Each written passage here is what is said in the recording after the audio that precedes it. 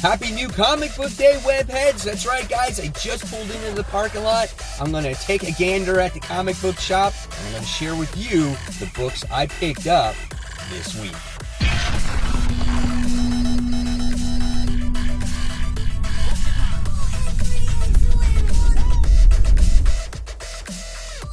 Hey, all you webheads out there, welcome back to Comic Book Corner 2.0, and I'm your host, Mike Spider Slayer, getting ready to bring you Spider Slayer's Comic Book Haul. This is episode 408, and this is the video series where I share with you each and every week, the fans out there, which comic books I picked up at the comic book store. And this week's comics are for January 22nd, 2020, and guys, I want to appreciate all of you that are watching. So if you want to become part of the webhead community, guys, all you got to do is give this video a thumbs up, subscribe to the channel, and don't forget to hit that bell so you don't miss any content from me.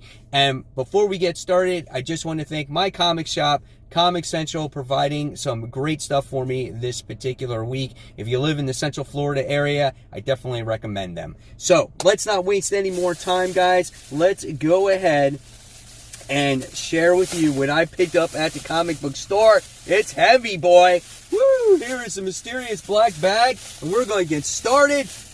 Can't even contain all the stuff that's inside, but here we go. Bam! Black bag right there. And look at all this stuff. Woo! Yes, baby. Here we go, guys. Just want to let you know it's pretty freaking cold in Florida today. What is up with that? All right, so first off, I got bags and boards. A lot of them. I got these. I got a pack of them. And now we'll get started. So, first things first, as you guys know that I picked up the trades of Locke and Key 1, 2, and 3 volume. This week I got volume 4. This one is Keys to the Kingdom.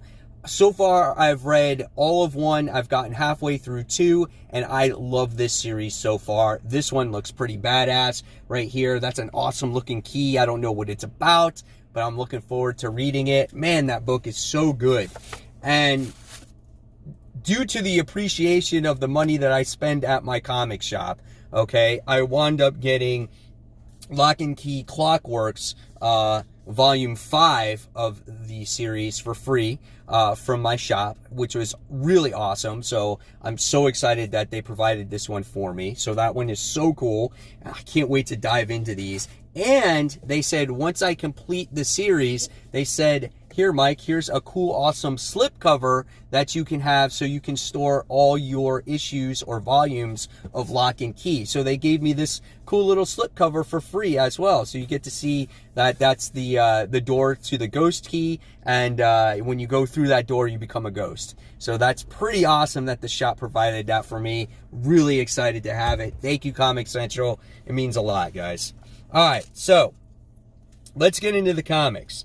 First thing I wound up getting is the celebration for Wonder Woman. This is issue 750. Unfortunately, they did not have the art germ cover, but they did have a J. Scott Campbell cover, which represents the 70s, or is it the 60s? The 60s of Wonder Woman. So at least I got a J. Scott Campbell cover, and this is obviously like an anthology book of all different stories celebrating Wonder Woman in here. So if you like Wonder Woman, or if you're just a fan of comics in general and you want to put this in your collection, I think this is pretty much a must for you guys. All right, so that's the Wonder Woman issue. All right, next we got The Amazing Spider-Man. This is issue 38. Hopefully this really kicks off a new story arc for the readers. Ryan Otley is not doing the artwork once again. He did one issue and now he's not on it. I just don't get it. Like, why is he the artist on the book if he's never doing the artwork in here? But I think this one has to do with a particular podcast that Nora Winters offered J. Jonah Jameson to be a part of. So I'm looking really forward to this particular story that Nick Spencer is writing. So that is The Amazing Spider-Man, issue 38. All right, webheads, next we wind up getting Batman. This is issue 87. Again, the new creative team, Tinian IV. Hopefully it fleshes out the story a little bit more on what we can expect from Batman to come when it comes to this whole thing with the Gotham and whatnot. And if that's the Riddler, what is going on with him, man? And then you got some crazy-ass penguin-looking dude. Like, man, look at that. The artwork in this book is insane, man. Let me just tell you. So there we have it. We have Batman. This is issue 87. Next, we have the other Batman book. We have Curse of the White Knight. This is book 6, as Azrael continues to try to replace Batman in this book. The last issue was pretty badass as he went into Arkham Asylum and basically killed all the villains that Batman had, and he went after Joker at the end. Sean Murphy does a great job in writing, and he does a great job in the artwork in this book too. It's always a treat to look at. I love his visuals, and it brings the story to life. So that is Batman, Curse of the White Knight. This is book 6. All right. Another DC book. Wow, that's a lot of DC books for me, and this is more Batman stuff. Batman Superman issue 6, as it continues this whole infected storyline. Not sure when this storyline is actually ending and where they're going to go with Batman and Superman after this whole thing, but you know, I think a lot of people are over the Batman Who Laughs at this point and wants to kind of move on from it and move on maybe from this story arc. It has gotten a little bit old for me. I'm curious to see, you know, what the outcome of this story is, what they do with the Batman Who Laughs and the infected heroes as well. So, yeah, we'll see what happens. So that's Batman Superman issue 6. Next, I've jumped back on board with Superman issue 19 due to the revelation of his secret, letting everybody know that he is Clark Kent, or Clark Kent is Superman, and, you know, who family members are going to be affected by this, who's going to be endangered, what's going to be the revelation of all this. I don't know. Now, I did drop this book, and if this book does not keep my interest whatsoever, I'll quickly drop it once again. So I only picked it up for this whole secret identity thing and what's going to happen in Superman's universe going forward. I really want to love Superman, but I just haven't been on board with Brian Michael Bendis' writing when it comes to the character. But I'm giving him another chance here, so hopefully he'll prove me wrong, and hopefully I will like the character. Ivan Reis's artwork is absolutely gorgeous. He does the character justice here. All right, next, we have The Web of Venom. This is The Good Son. This is a one-shot. We've seen these Web of Venom books. This has to do with the kids. Norman Osborn's kid, Venom's kid, or Eddie Brock's kid. And I want to know if we get more questions answered in this particular book when it comes to the series here, when it comes to these kids and the secrets, because Eddie's off in Venom Island. We don't get to see too much of these kids, and here this looks like it focuses more on the kids and the secrets that they have, and maybe with Dylan's secret, and it does, right? He has that secret little symbiote in an actual container. Excuse me. And hopefully we get the revelation of that, on why he's keeping that symbiote. So, this is Venom. Web of Venom. The Good Son, issue 1. Venom.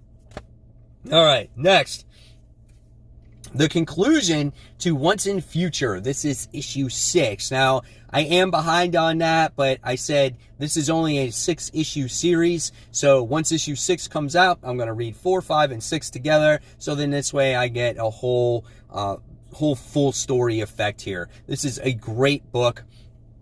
Dan Mora does the artwork in here. It's nothing short but absolutely brilliant. The writing here is awesome by Kieran Dillon. This is a great story that has to do with Excalibur making its way to modern days and trying to take over the land once again. And Duncan and his grandmother got to basically stop this from happening. So looking forward to reading the rest of this series. This is Once in Future. This is issue 6. Next, new number 1 from Marvel.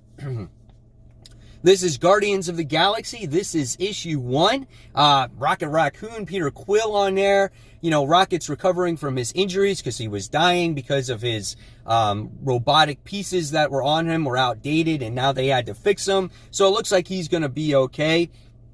And it looks like they're having some, like, kumbaya party here. Like, they're having some fun. You got Nova in there. You got Gamora in there. Look like they're just trying to be a family. Like, what's going on there? I doubt that's going to last. There's probably going to be something that happens in this book that's going to set them, off for their latest space adventure. So, yeah, looking forward to Al Ewing on what he has to say about the Guardians. And this is issue 1. Next, Jeff Lemire writes The Family Tree. This is issue 3. People are turning into trees. That's how they die. That's the latest apocalypse. Jeff Lemire has a crazy mind, man, but whatever he writes these days seems to be really good. And I love the first 2 issues of this. And maybe we'll dive deeper into the story of maybe more of these characters, the grandfather, how they tackle this particular disease, if the kid's going to survive or die. But look at her, man. She's basically changing into a freaking Groot. So what's going to happen in this book? I don't know. But again, it's a lot of fun. It's something different. And this is issue 3. All right, next. We have Captain Marvel. This is issue 14. That's right, guys. This one has to do with Captain Marvel facing all the other Avengers. And, and she has a motive behind this. And it was kind of revealed in the second issue, so which kind of takes away the intenseness of this story arc. But nevertheless, I want to see how she does battle against Jennifer Walters, because Jennifer Walters is, really close friend of Carol Danvers here. So I want to see what actually happens. I'm digging the new suit that Carol has, but she's under control of this Kree warrior. And here we have some Black Panther in there as well. So yeah, fans, looks good. Captain Marvel, issue 14. Next, another independent book. We have The Vampire State Building from the artist of The Walking Dead, Charlie Adlard. Really cool series. It's a lot of fun. If you like vampires, if you like Charlie Adlard, you like horror books, this might be the book for you. Again, every time I see the artwork in here, I see a colored Walking Dead. Every character looks like a particular character from The Walking Dead. One dude kind of looks like Rick, one guy looks like Negan, one looks like Andrea. It's so funny to see, but nevertheless, it's fun, man. It's a good book. I don't take it seriously, and I have a good time with it. So that is The Vampire State Building. Guys, this is issue 4. And then next, we have a Middle West issue. What are we on this one? 14. Hard to believe, but young Abel is going on this adventure to find out his history on how he can get healed, because he's basically this walking tornado. It's a fantasy-like book. He freaking walks around with a fox. If you know Scotty Young, he does these fantasy-type-like books. It's an absolutely gorgeous-looking book, and the story here that's offered through the readers is something not to be taken lightly. I think it's very underrated at times, and I really think that you guys should check this one out. It's a fun read, and if you like these types of adventures, I think you'll like this one. So this is Middle West, issue 14.